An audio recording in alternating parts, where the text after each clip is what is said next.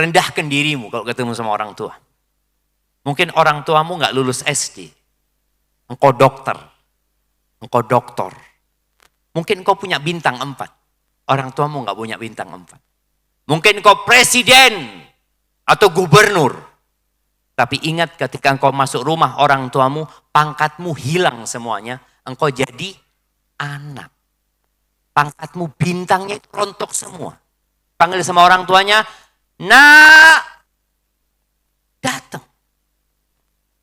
Subhanallah, salah seorang dari salafus soleh ya. Haywa. Nah, dia itu kajian jemaah. Ngisi pengajian. Tahu-tahu ibunya datang dari rumahnya. Qum ya Haywa. Wa atimid dajjal. Haywa bangun. Ayamnya kasih makan. Pengajian kongkon keimangan petik jemaah. Bangun, hai ditinggal kajiannya. Mana yang lebih wajib? Nurut sama ibunya atau kajian? Nurut sama ibu. Mau jihad aja suruh pulang sama Nabi SAW. Apalagi cuma pengajian. Bismillahirrahmanirrahim.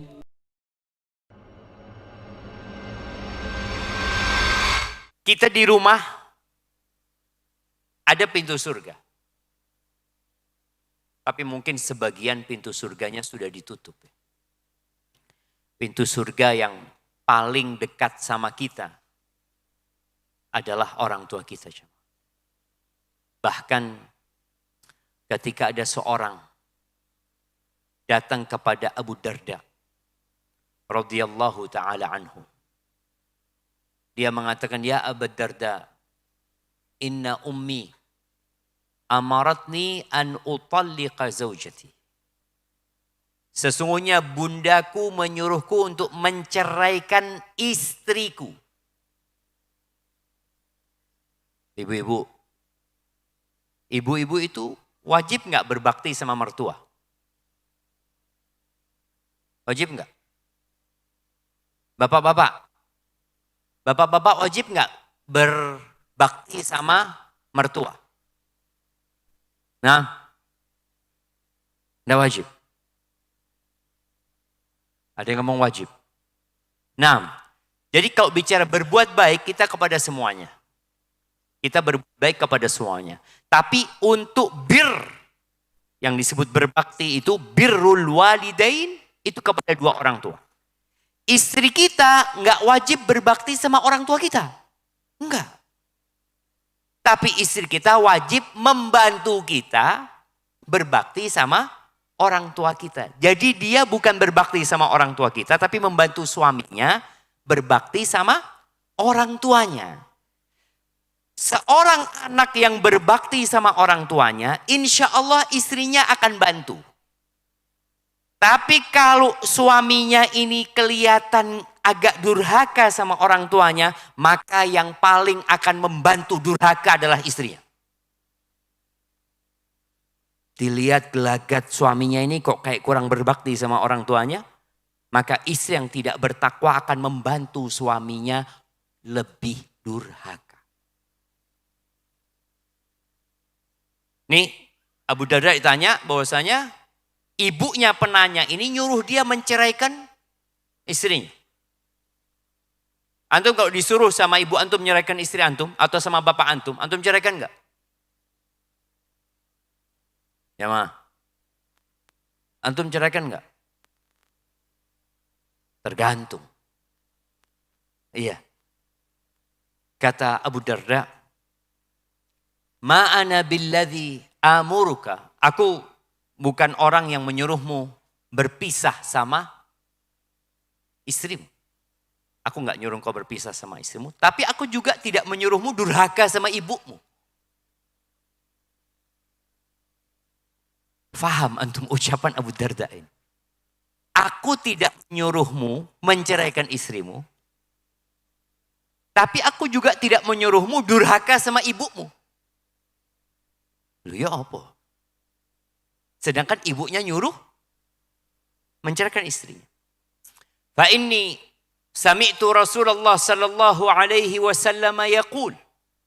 Aku mendengar Rasulullah sallallahu alaihi wasallam bersabda, "Al-walidu awsatu abwabil jannah." Orang tua itu pintu surga yang paling indah. Ada pintu sholat tadi, pintu jihad. Pintu jihad nih jamaah. Ada orang mau jihad, ditanya sama Rasulullah SAW, ibu, iya pas pulang. Engkau kan mau surga kan? Ilzam rijlaha fa innal jannata tham. Engkau pulang ke rumahmu. Engkau jangan kemana-mana kata dia. Engkau bermulazamah. Kita sering ingat kata-kata mulazamah ya. Itu belajar, ngaji, gak kemana-mana. Iya, engkau tetap di kaki ibumu. Di situ ada surga. Jadi pintu surga yang paling indah itu adalah orang tua. Fa in syi'ta fahfadz dzalikal bab aw adhi'hu. Kalau engkau mau, engkau jaga pintu surga itu. Atau kalau engkau nggak mau, engkau abaikan. Terserah engkau. Jadi ceraikan apa enggak ceraikan jemaah? Diceraikan apa enggak? Loh. Tergantung. Umar bin Khattab radhiyallahu taala anhu enggak suka sama istrinya Abdullah. Anaknya ini punya istri, Umar enggak suka. Akhirnya disuruh ceraikan. Abdullah bin Umar tanya sama Rasulullah SAW. Gimana Rasulullah? Abahku nyuruh aku menceraikan istriku. Ceraikan. Ceraikan. Kenapa? Karena Umar bin Khattab tidak dengan hawa nafsunya menyuruh putranya menceraikan istrinya. Umar takut putranya ini rusak. Ada istri yang merusak. Anak punya putra ini yang biasanya datang pengajian, setelah menikah datangnya ke mall terus. Mall lagi. Nak, enggak pengajian nak. Sudah cukup ayah dulu ayah. Oh, dicari-cari ternyata istrinya yang suka ke pasar. Istrinya enggak ngajak suaminya ke masjid, ngajaknya ke pasar. Yang seperti ini kira-kira boleh nggak orang tua menyuruh anaknya menceraikan? Boleh. Tapi sebelum diceraikan ada proses jemaah ya. Ada proses mendidik dia, ada proses mungkin pisah ranjang, macam-macam lah proses tersebut. Tapi ketika orang tua menyuruh anaknya menceraikan istrinya, karena istrinya dapat merusak akhirat anaknya, maka anak hendaklah taat sama orang tuanya. Tapi kalau hanya urusan duniawi, ya perlu kesabaran lah. Bagaimana dia menghadapi ibunya ini atau bapaknya. Pernah ada orang yang datang ke salah seorang ulama, Imam Ahmad kalau nggak salah. Dia ngomong, aku disuruh nyeraikan istriku sama orang tuaku tadi. Kata Imam Ahmad, jangan kau ceraikan. Loh gimana dulu Umar nyuruh Abdullah menceraikan istrinya dan harus nurut. Iya, kalau bapakmu seperti engkau ceraikan istrimu. Ya gimana Umar? Setan lewat, Umar lewat, setan itu cari jalan lain. Umar ini nggak kelihatan sama setan. Tapi setannya kelihatan sama Umar. Dia akan cari jalan lain. Maka ketika orang tua kita menyuruh kita menceraikan istri kita, karena alasan yang syar'i, antum punya dua pilihan. Menjaga pintu surga itu atau mengabaikan. Ahibati fillah. Al-Qadhi Iyas. Ini salah seorang yang terkenal kebijakannya. Seorang hakim dia. Ketika ibunya mati, dia nangis. Nangis terus dia. Maka ditanya sama orang-orang, kenapa engkau kok seperti ini? Engkau ini alim ulama, orang yang faham agama, tapi kok harus menangis seperti ini? Ada orang menangis itu karena tidak nerima takdir Allah Azza wa Jalla. Kemudian dia meratapi, kemudian dia merasa Ya Allah, kok engkau ambil ya Allah anakku ini? Kenapa ya Allah? Ada orang yang menangis karena ketidakridhaan. Tapi ada orang menangis karena kesedihan. Nggak apa-apa orang bersedih itu. Ketika dia ditanya kenapa engkau menangis? Maka dia menjawab, kana li baban Tuhani. Dulu aku punya 2 pintu yang terbuka. Ilal jannah. Pintu terbuka menuju ke surga. Faghulliqa ahaduhuma. Salah satu pintu itu sekarang sudah ditutup. Jadi berbeda. Berbakti kepada orang tua yang masih hidup dengan berbakti kepada orang tua yang sudah mati. Ketika masih hidup, ini yang jadi tantangan buat antum. Orang tua hidup sudah tua. Orang kalau sudah tua itu permintaannya macam-macam. Bahkan ada orang tua yang kembali seperti anak-anak. Allah Azza wa Jalla berfirman, wa qadha rabbuka. Di surat Al-Isra ayat 23 ya. Wa qadha rabbuka alla ta'budu. Udah habis waktu anak. Iya. Oh sampai 8:30 waktu anak. Wa qadha rabbuka alla ta'budu illa iyyahu. Wa bil walidaini ihsana. Imma yablughanna 'indakal kibara ahaduhuma aw kilahuma fala taqul lahumā uff wa la tanharhuma wa qul lahumā qawlan karīma. Kata Allah, Allah sudah membuat keputusan yang diwajibkan bagi hamba-hambanya untuk mentaatinya. Yang pertama, agar beribadah kepada Allah dan tidak melakukan kesyirikan. Tauhid. Jadi ingat tauhid ini miftahul jannah. Kuncinya surga apa? Tauhid. Pintunya banyak tadi. Jadi kalau antum berbakti sama orang tua, antum haji, antum jihad, tapi antum melakukan kesyirikan, gak bakal masuk surga. Kenapa Ustaz kok gak bisa masuk surga? Gak punya kuncinya. Makanya orang-orang banyak mengatakan surga itu buat orang baik. Pokoknya semua orang baik masuk surga. Jadi bukan orang Islam saja yang masuk surga. Loh, memang surga itu uiddat lil muttaqin. Disediakan bagi orang-orang yang bertakwa. Kunci dari 8 pintu surga itu la ilaha illallah. La ilaha illallah. Itu kuncinya. Jadi kalau orang ini berbakti sama orang tuanya tapi nggak punya kuncinya, nggak bakal masuk surga. Kita lihat banyak orang-orang kafir yang mungkin donasinya besar-besaran. 1 triliun dia donasi jamaah. Karena memang dia orang kaya. Tapi karena dia nggak punya kuncinya surga, nggak bisa masuk surga. Itulah jamaah. Yang pertama Allah perintahkan. La ilaha illallah. Tiada yang berhak disembah kecuali Allah Subhanahu wa ta'ala. Tinggalkan segala bentuk ketergantungan kecuali kepada Allah Jalla Jalaluh. Bumi ini milik Allah. Lautan itu milik Allah. Langit itu milik Allah. Maka kalau mau minta sesuatu, mintalah kepada Allah Azza wa Jalla. Wabil walidaini ihsana. Setelah tauhid, berbakti kepada orang tua. Makanya kenapa pintu surga yang paling indah itu bukan pintu jihad. Bukan pintu sholat, tapi pintu berbakti sama orang tua. Ternyata setelah perintah bertauhid, perintah berbakti kepada orang tua. Wabil walidaini ihsana. Imma yablughanna 'indakal kibara. Ahaduhuma aw kilahuma.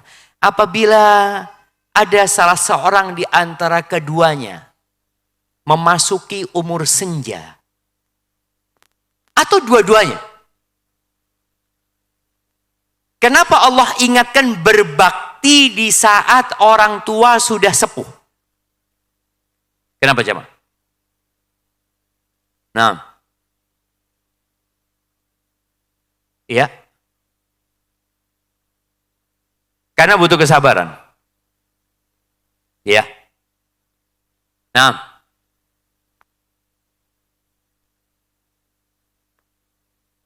Biasanya sudah berumah tangga ndak ngopeni lagi.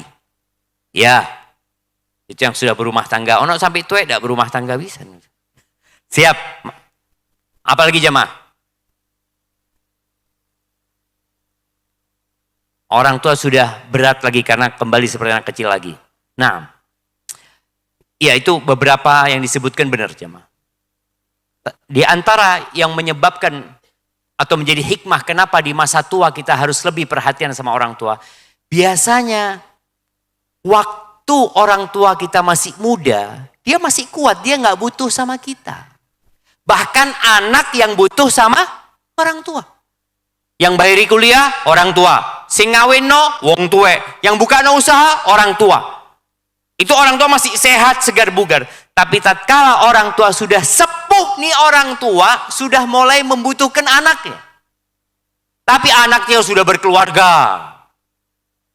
Sampai ada kisah seorang anak yang bapaknya ngomong sama anak Ustaz. Sampaikan kepada anak-anak Ustaz.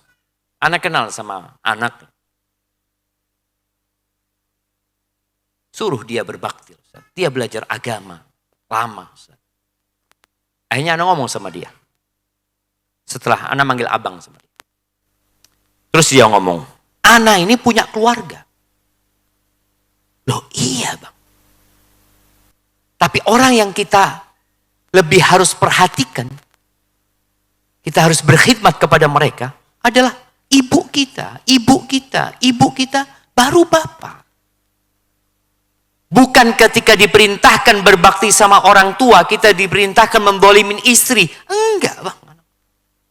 Tetap kita berbuat baik sama istri kita. Tapi tidak melakukan kedurhakaan sama orang tua. Kalau anak perempuan, surga dan nerakanya siapa? Suaminya. Kalau suami-suami ini, surga dan nerakanya siapa? Loh orang tuanya. Orang tuanya. Ketika orang tua masih muda, nggak butuh sama anaknya. Anak yang kadang-kadang ngutang sama orang tuanya. Anak yang butuh sesuatu WA sama orang tuanya. Ketika antum kuliah, akhir bulan. Assalamualaikum. Ahlan Ustaz, kabar ayah? Ibu sehat ya? Kata ayah ibunya, oh, wayai. Iya. Karena anak ini, kalau lagi kuliah dia sibuk dengan kegiatan-kegiatannya. Tapi ketika fulusnya habis, ingat sama orang tua. Ingat sama orang tua. Maka Allah ingatkan. Ketika engkau yang muda, engkau yang gagah perkasa, engkau yang sukses, orang tuamu susah, orang tuamu sepuh, ingat sama mereka. Fala taqul lahuma uffin. Jangan pernah mengatakan uff. Nih orang tua sudah sepuh. Karena orang tua nggak bisa lagi menghukum anaknya. Coba yang muda-muda ngomong bantah orang tuanya. Tempeling deh bapaknya. Diusir sama bapaknya. Dan anaknya takut. Kenapa anaknya takut? Karena dia butuh sama orang tua. Tapi ketika orang tuanya yang seakan-akan butuh sama anaknya mulai berani. Mulai berani dia. Karena dia tahu nafkah yang dia berikan dari dirinya. Yang bayar listrik rumah orang tuanya dia. Yang belikan beras dia. Yang berangkatkan umroh haji dia. Karena kalau muncul di diri dia perasaan congkak dan angkuh. Wallah jamaah. Kalau semua harta kita kasihkan ke orang tua kita nggak akan pernah membalas kebaikan dia sedikit pun. Sampai ceritanya, ya Abdullah bin Umar bin Khattab, ya ada orang yang gendong ibunya jemaah untuk berangkat haji dari Asfahan, dari Iran sana. Dia gendong ibunya, nggak naik onta jemaah, karena nggak bisa ibunya naik onta. Naik jatuh mesti ibunya, digendong jemaah. Kemudian dia ketika tawaf, dia mengatakan, dia bersenandung. Ana ba'iru hal mudhallal. Aku ini adalah kendaraan ibuku yang paling tunduk. In ud'irat rikabuha lam ud'ar. Onta-onta itu kalau digesu ya, apa gesu ini jemaah? Dihardik gitu ya. Mereka ketakutan untuk. Kalau aku nggak pernah, karena aku tahu ada ibuku. Onta itu nggak tahu yang di atasnya siapa. Dia ketemu sama Abdullah bin Umar bin Khattab mengatakan, aturani qad jazaituha. Menurutmu kira-kira aku sudah balas nggak kebaikan ibuku? wala bizafratin min zafarati. Rasa sakit dia. Satu rasa sakit dia, kontraksi ketika mau melahirkan itu belum kau balas. Satu aja belum kau balas. Maka jangan pernah merasa sudah berbakti. Orang yang merasa sudah berbakti berarti dia durhaka. Saya sudah berbakti. Orang yang merasa bertakwa berarti dia belum bertakwa. Karena orang-orang yang bertakwa, orang-orang soleh itu takut amalannya nggak diterima. Bagaimana ketika Allah Azza wa Jalla menceritakan orang-orang yang berlomba dalam kebaikan. Walladzina yu'tuna ma atau wa qulubuhum wajilah annahum ila rabbihim raji'un. Mereka adalah orang-orang yang melakukan apa yang harus mereka lakukan, memberikan apa yang harus mereka berikan. Dan isi hati mereka takut, khawatir, cemas. Aisyah bertanya kepada Nabi SAW tentang ayat ini. Ya Rasulullah, apa yang dimaksud dengan ayat ini? Orang yang berzina, orang yang mencuri, orang yang minum khamr, ketakutan dia dengan dosa-dosanya. La. Ya binta siddiq atau ya binta siddiq. Bukan. Tapi ini orang puasa, sodako, sholat, takut gak diterima. Maka tolong tadi, antum kalau sudah merasa berbakti, berarti antum belum berbakti. Karena perasaan itu sudah diselesaikan sama Abdullah bin Umar bin Khattab tadi. Ini anak kan yang gendong ibunya merasa, tapi dia gak merasa, dia masih tanya gitu loh. Kira-kira aku ini sudah balas belum? Kira-kira. Menurutmu itu? Ternyata satu rasa sakitnya belum terbalas. Sekarang orang gendong orang tuanya. Enggak, pakai kursi roda. Merasa sudah berbakti. Padahal dia cuma dorong, gak gendong. Dulu orang tua kita gendong kita. Dan kita lupa dengan fase itu. Siapa yang ingat ketika di perut ibunya? Siapa yang ingat ketika keluar dari perut ibundanya? Siapa yang ingat ketika disusui sama emaknya? Nggak ada yang ingat. Kita mungkin ingat ketika dipukul sama orang tua. Oh iya Ustaz, dulu anak pernah dipenjalin sama bapak anak. Ingatnya itu. Engkau lupa dengan semua kebaikan orang tuamu. Kita bisa ngomong nih jemaah. Orang tua kita ngajak kita ngomong loh jemaah. Kalau orang tua kita diem, ya antum akan bisu. Gak akan diajak ngomong. Yang ngajarin kita jalan siapa? Orang tua. Yang ngajarin kita baca, nulis. Allahu Akbar. Maka tadi, ketika sudah sepuh, Allah mengatakan, فَلَا تَقُلْ لَهُمَا أُفٍّ. Jangan engkau katakan uff. Ya.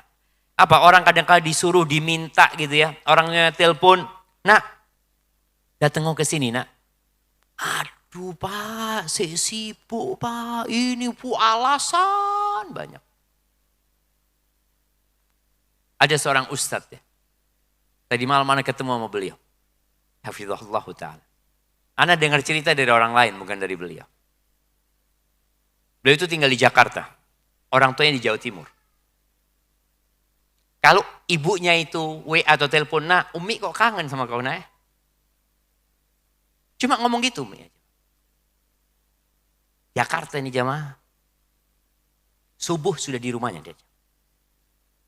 Karena uminya kangen gitu jamaah. Gak perlu umi itu orang tua ngomong, nak kesini yo nak. Gak perlu antum ditunggu disuruh kayak gitu. Tapi ibu kita ngomong, nah umi kangen nak. Berangkat. Gak punya fulus Ustaz. Utang. Katanya gak boleh utang. Antum motor? Iya motor utang sih. Mau berbakti sama orang tua, kadang-kala takut. Dan salah satu kalau dikatakan tadi itu pintu surga yang paling indah. Dan ternyata pintu rizki yang paling indah berbakti sama orang tua. Kita dengar hadis. Man ahabba ayyubsata lahu fi rizqih. Wa yunsa'lahu fi atharih. Falyasir rahimah. Barang siapa yang ingin diluaskan rizkinya. Ingin diluaskan rizkinya. Dipanjangkan umurnya. Diberkahi waktunya. Sambung rahimnya. Dan semua rahim kita ini lewat orang tua kita. Kalau bicara rahim itu ya rahim ibu kita. Bapak kita yang mengisi rahim ibu kita.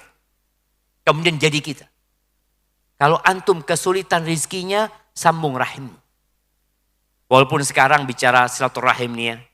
Tadi harus diperbaiki juga. Karena orang berpikir silaturahim pokoknya sonjo-sonjo silaturahmi.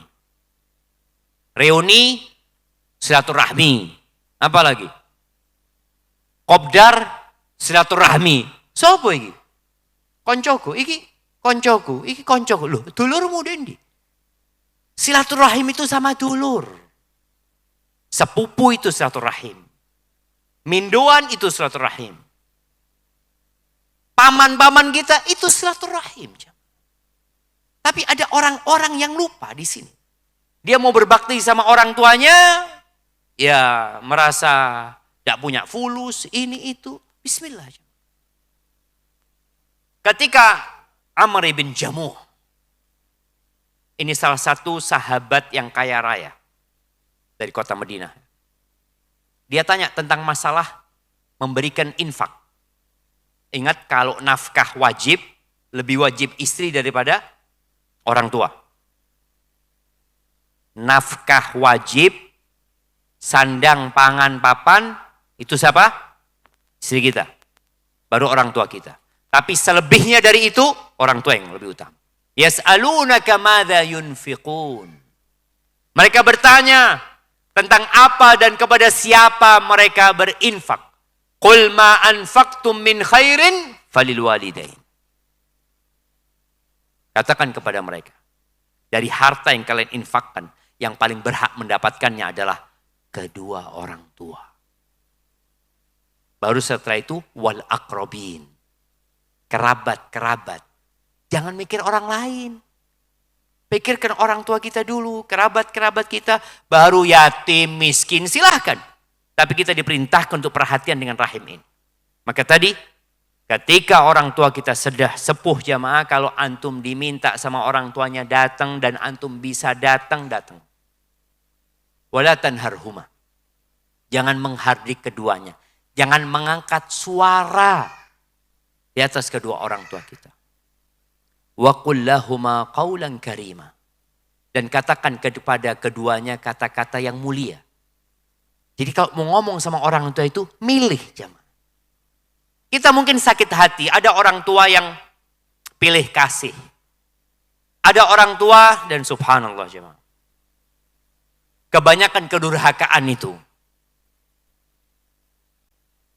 Ya enggak selalu ya, tapi banyak kedurhakaan itu kalau orang tuanya cerai. Kenapa cerai itu disukai sama iblis? Karena dampak dari perceraian itu banyak sekali. Putusnya silaturahim. Kalau anak itu ikut sama emaknya, kalau emaknya tidak bertakwa, emaknya ini akan membuat anak ini benci sama bapak. Dan tadi jangan sampai seorang ibu ini, dia nggak durhaka sama orang tuanya, tapi dia menyuruh anaknya durhaka sama bapaknya. La yadkhulul jannah aqa. Tidak masuk surga orang yang durhaka. Bagaimana dengan orang yang menciptakan manusia durhaka? Ini anaknya nggak masuk surga. Mungkin sang ibu sakit hati sama suaminya. Maka dia ingin balas dendam. Memisahkan anak dari bapaknya. Atau sebaliknya. Kalau anak itu ikut sama bapaknya, sang bapak ini akan nyeritakan ibumu seperti ini, ibumu seperti ini, ibumu. Sampai anaknya durhaka sama ibunya. Dan engkau bapak menciptakan anak durhaka, ingat. La yadkhulul jannah. Engkau mau anakmu gak masuk surga. Gak masuk surga divonis sama Nabi SAW. Gak masuk surga. Maka hendaklah kita berhati-hati tadi. Katakan ucapan yang mulia kepada orang tua. Ketika orang tua harus berpisah, sampaikan kepada anaknya. Nah, kan anak itu mesti tanya, kenapa ibu kok pisah sama bapak? Atau bapak kok pisah sama ibu? Ya, bapak salah pilih istri. Gimana emaknya Ana salah berarti bapak ini? Jangan. Atau si istri mengatakan seperti itu ibu.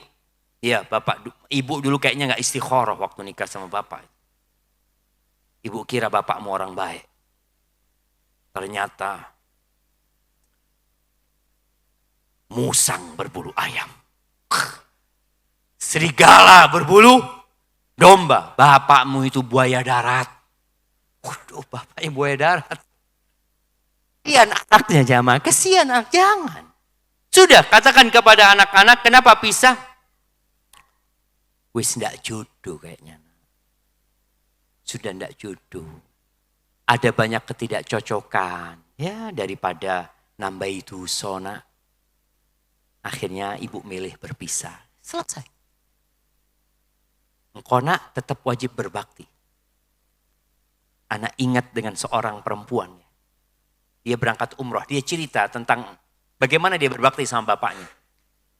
Bapaknya itu menceraikan ibunya ketika anak ini kelas 4 sama kelas 2 SD. Dan dua anak ini masih melihat, merekam bagaimana bapaknya KDRT sama ibunya. Tapi subhanallah Ustaz, ibu anak gak pernah nyimpan dendam sama bapak anak. Dan kami berdua itu hidup dengan nafkah dari ibu. Bapak ini gak perhatian sama sekali sudah. Ibu anak jadi pembantu Ustaz ya. Di rumah orang, nyuci, ini itu. Demi kita sekolah. Dan sekarang ketika dua anak ini sudah kaya raya Ustaz. Ibu anak ngomong, jangan lupa sama bapakmu. Engkau punya bapak. Subhanallah. Inilah yang insya Allah jadi penghuni surga. Ketika seorang berusaha mendidik anak-anak yang berbakti kepada orang tuanya. Walaupun terjadi ceraian. Wa qul lahuma qawlan karima. Katakan untuk keduanya kata-kata yang penuh dengan pemuliaan. Kata-katanya baik, intonasinya merendahkan diri. Wakhfid lahum janahadz-dzulli wakhfid lahuma janahadz-dzulli minar rahmah wa qur rabbirhamhuma kama rabbayani shaghira. Rendahkan dirimu kalau ketemu sama orang tua. Mungkin orang tuamu nggak lulus SD. Engkau dokter. Engkau doktor. Mungkin engkau punya bintang 4. Orang tuamu nggak punya bintang 4. Mungkin engkau presiden atau gubernur. Tapi ingat ketika engkau masuk rumah orang tuamu, pangkatmu hilang semuanya. Engkau jadi anak. Pangkatmu, bintangnya itu rontok semua. Panggil sama orang tuanya, nak, datang. Subhanallah, salah seorang dari salafus soleh ya. Haywa. Nah, dia itu kajian jamaah. Ngisi pengajian. Tahu-tahu ibunya datang dari rumahnya. Qum ya Haywa. Wa'atimid dajjal. Haywa bangun. Ayamnya kasih makan.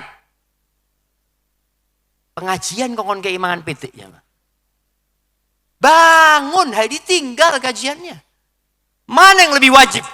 Nurut sama ibunya atau kajian? Nurut sama ibu. Mau jihad aja suruh pulang sama Nabi SAW. Apalagi cuma pengajian. Antum kerja. Mau berangkat kerja ditelepon. Nak, antarkan ibu nak ya. Ke pasar. Bu, aku kerja. Nggak ada. Siap bu. Antum akan dapat SP1. Gara-gara masuk. Nggak masalah. Allah tahu. Masya Allah. Buat anak HP-nya. Apa? Anak suruh baca ini. Oh Masya Allah. Waktu kajian 10 menit lagi. Baru tanya jawab. Loh ya apa? Yang jelas kasih pesan itu Bapak.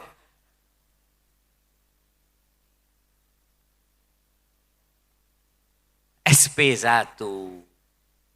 Iya, ketika antum berbakti sama orang tua, lillah benar-benar jamaah.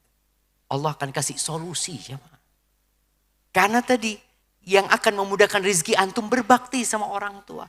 Yang membuat doa mustajab itu salah satunya berbakti sama orang tua. Umar bin Khattab sama Ali bin Abi Thalib, 2 sahabat dijamin masuk surga. Nabi pesan sama Umar bin Khattab sebenarnya. Umar, nanti kalau ada orang dari Yaman, hanya Uwais Al-Qarni, kalau engkau ketemu sama dia, engkau minta kepada dia agar mendoakanmu, memohonkan ampun kepada Allah untuk dirimu. Bayangin jemaah, nih sahabat disuruh tak doanya tabi'in. Nih sahabat dijamin masuk surga, disuruh minta doanya tabi'in. Diperintahkan sama Nabi SAW, kalau engkau bisa minta dia supaya memohonkan ampun buat engkau, fafa'al. Dicari sama Umar jemaah. Amalannya apa? Berbakti. Bukan dia punya amalan macam-macam, enggak, berbakti sama orang tua. Dan itu sudah pintu surga yang paling indah. Maka tadi, waqfid lahuma janahad dhulli minar rahmah. Jangan sombong sama orang tua. Jangan merasa lebih dari orang tuanya. Karena semua kelebihan yang ada pada dirimu adalah kelebihan orang tuamu. Semua kesuksesan anak, kesuksesan orang tua kita. Jadi jangan pernah merasa, oh saya nggak ada. Alhamdulillah, karena sebab kedua orang tua kita bisa seperti ini. Kemudian katakan doa. Subhanallah, Rabbirhamhuma kama rabbayani shaghira. Ya Allah, rahmati keduanya sebagaimana keduanya telah merawatku, mendidikku ketika aku kecil. Jadi jangan bicara besar.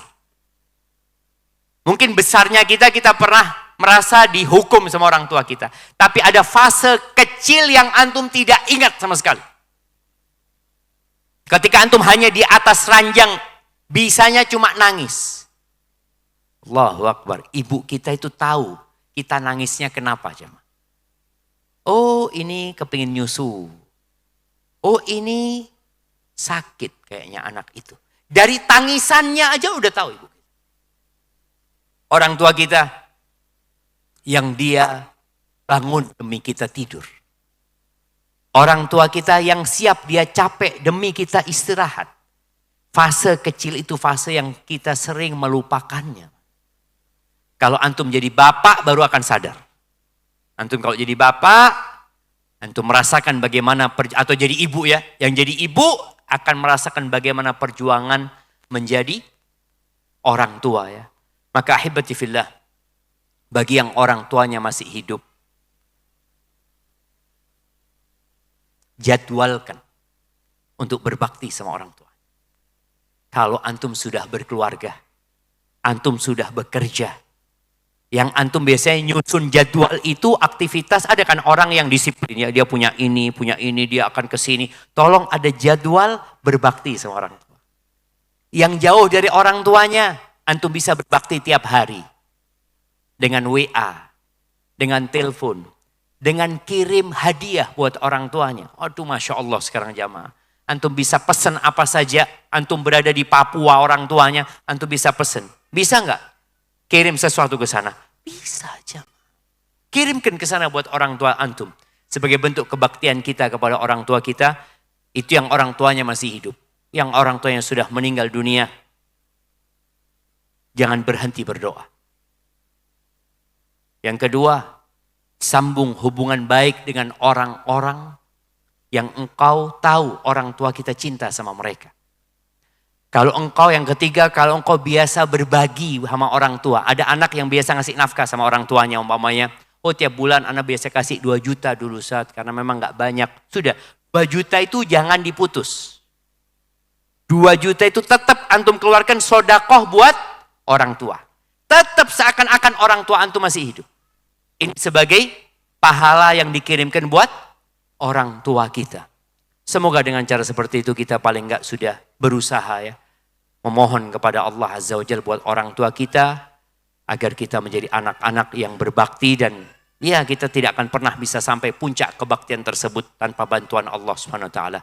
Itu yang dapat Anda sampaikan, kurang lebihnya mohon maaf. Yang benar dari Allah Azza wa Jalla, yang salah dari diri Anda pribadi. Allah dan Rasulnya terbebaskan dari kesalahan itu.